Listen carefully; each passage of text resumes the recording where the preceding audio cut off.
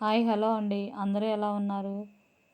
మనం ఫ్రంట్ అనేది చక్కగా జారకుండా నీట్గా ఉండాలంటే, కొంచెం కూడా లూజ్ లేకుండా ఉండాలంటే మాత్రం మనం కుట్టేటప్పుడు ఎడం చేయి అనేది క్లాత్ మీద పెట్టి చక్కగా లాగకుండా మనం నిదానంగా స్టిచ్ చేస్తే మాత్రం ఒక్క చిన్న ముడత కూడా లేకుండా నీట్గా వచ్చేసిద్ది.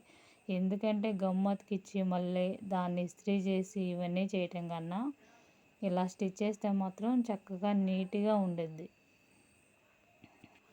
మనం ఈ హ్యాండ్స్కి పైపింగ్ వేస్తాం కదండి, పైపింగ్ వేసే క్లాత్ హాఫ్ పొట్లో వేస్తాము. ఇలా చీర క్లాత్తో వేసేటప్పుడు మాత్రం సిల్కీ కదా, లూజ్ వచ్చేస్తూ ఉండిద్ది, పైపింగ్ అనేది గట్టిగా ఉండదు. అలా లూజ్ రాకుండా ఉండాలంటే మాత్రం పైపింగ్ వేసి స్టిచ్ చేసేటప్పుడు కొంచెం లాగి పట్టుకున్నట్టుగా స్టిచ్ చేస్తే పైపింగ్ అనేది నీట్గా